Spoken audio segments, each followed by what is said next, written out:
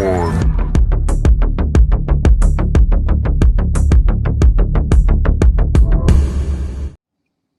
How you doing, guys? It's your boy Nando, and this is the Pound for Pound Boxing Show, proudly sponsored by Warrenboxingmagement and Bravose Boxing. How you doing, mate? Yeah, good, mate. Yeah, thanks for having me. No, it's always a pleasure to speak to you, mate. South London boy to another as well, so proud to see you get another opportunity at the British title as well. Be rooting you on, obviously. Yeah, no, I appreciate it. I got to bring it back to South London.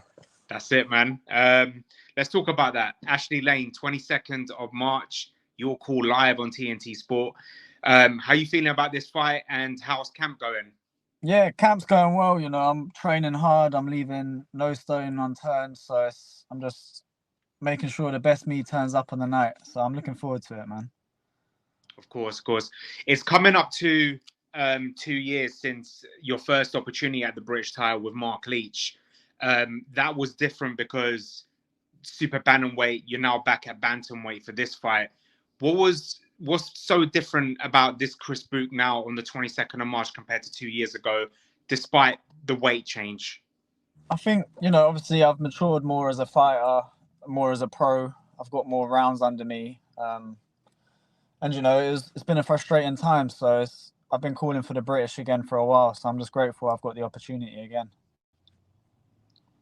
Of course. And what made you go down to bantamweight? Do you feel more comfortable at this weight, or was the opportunity just there for this belt at this weight?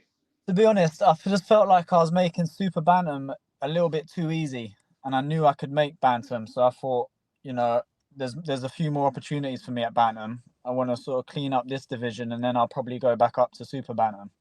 But whilst I can make bantam, I might as well do it. Of course. And let's talk about your opponent as well, Ashley-Lane, a very experienced fighter. He's fought the likes of like Jason Cunningham, Jordan Pukis, Ashfaq Foster, Craig Derbyshire. What do you know about him? What dangers bring to the ring? Yeah, like you said, he's an experienced guy. He's been in with a lot of good fighters. He's had, I think, like 29 fights, so he's very experienced. He's had a lot of rounds, and he's been in with a lot of different styles. But I just believe the best me beats the best him, ultimately. Looking at his record, he has been stopped 6 times, but I'm looking at the opponents that he's had in the past, and I don't think they hit as hard as you. So do you believe in that? Do you believe that you are the hardest hitting fighter he's going to fight up to date? Yeah, definitely. I think, I'm going to be a big problem. I feel like my power is a big problem at super bantam, and I'm bringing the power down to bantam as well. So it's going to be an even bigger problem, for sure. I was there the night when you fought Leach, and I was gutted for you. Your whole team was gutted for you, and obviously it showed. Like, I saw what meant for you, that fight and that belt. So just tell us, what does it mean to be British champion to you?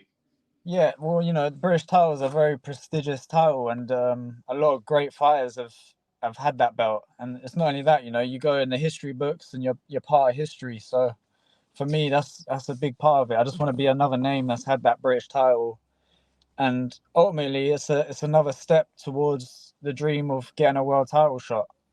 So it's just another step closer for me.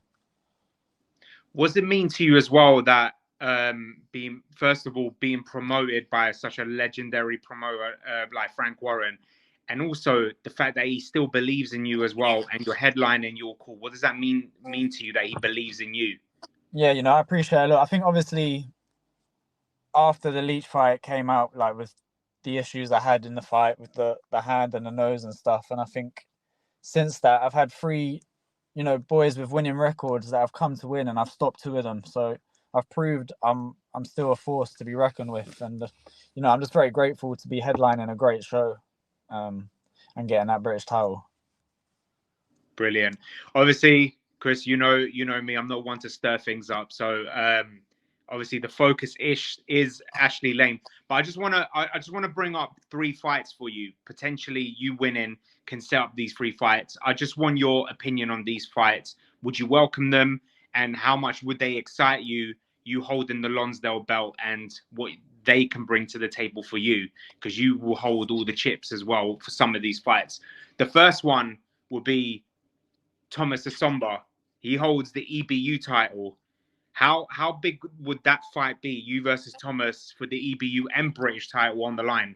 Well, for me, that's the fight that will make the most sense. You know, the British will be on the line, the European will be on the line. It's a huge fight, you know. So that's one that I'd be very excited and want to make after this.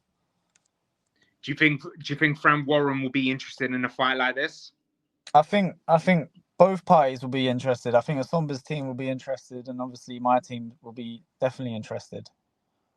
Brilliant. Another fight, I don't know if it can happen, because if you know the story, please let me know, because I don't know why he vacated, is the former champion, Sean McGoldrick. So he won the British and Commonwealth, but he's vacated the British, the vacant belt that you're fighting for, but he still holds the Commonwealth.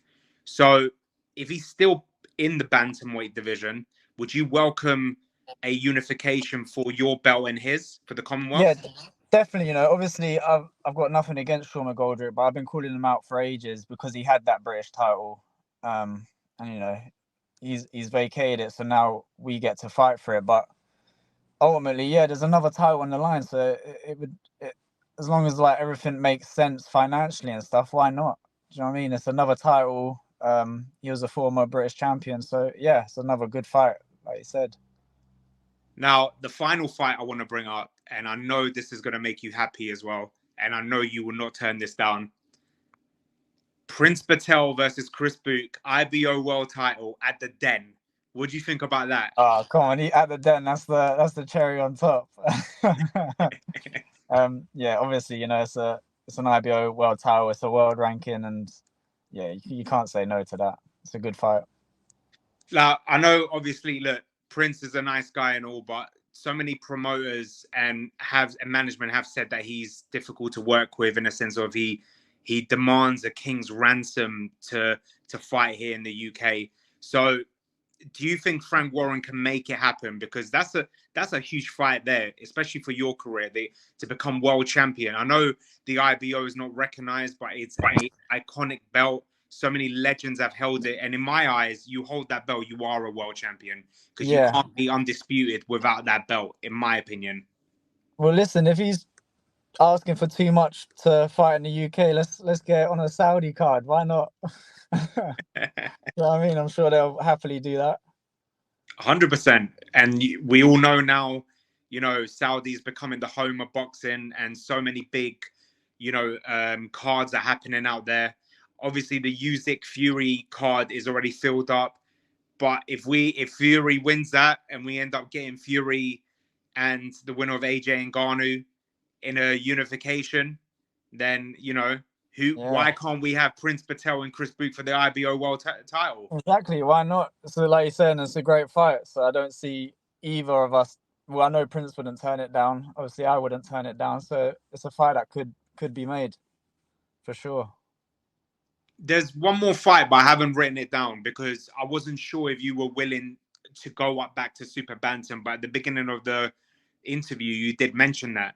Now, we know at Super Bantam right now, Nathaniel Collins is the British champion, Commonwealth as well. He got called out by Masood Abdullah. That's featherweight, no? Is that featherweight? Yeah, that's feather, yeah. Sorry, featherweight. So at bantamweight, we got Dennis McCann fighting Strand for the Commonwealth. Well, sorry, they got an international belt, but he holds the Commonwealth, Dennis McCann. Are you willing to go up there to win the fight, the winner of this fight? Even if it's for the international belt, it's still a big fight. Chris Bourke versus Dennis McCann or Brand Strand. Yeah, well, like you said, you know, these fights, they have to make sense financially and sort of for the right titles. So 100%, if all of them boxes are ticked, I'd fight anyone, ultimately. Yeah, but, you know, I think that fight you said, I think that's a very good fight. That's a tough fight for both of them. It's a fight I'm looking forward to watch as well. If I gave you a tenner, my tenner, and I said, place a bet for me, who wins that fight, in your opinion? Oh, it's hard. I think Dennis McCann is, even though he's gone up to Super Bantam, I think he's a very big Super Bantamweight. I think that could play a part in the fight for sure. So I think I'd edge towards Dennis. Would that be a stoppage or more on points? Probably on points. Probably points. Yeah.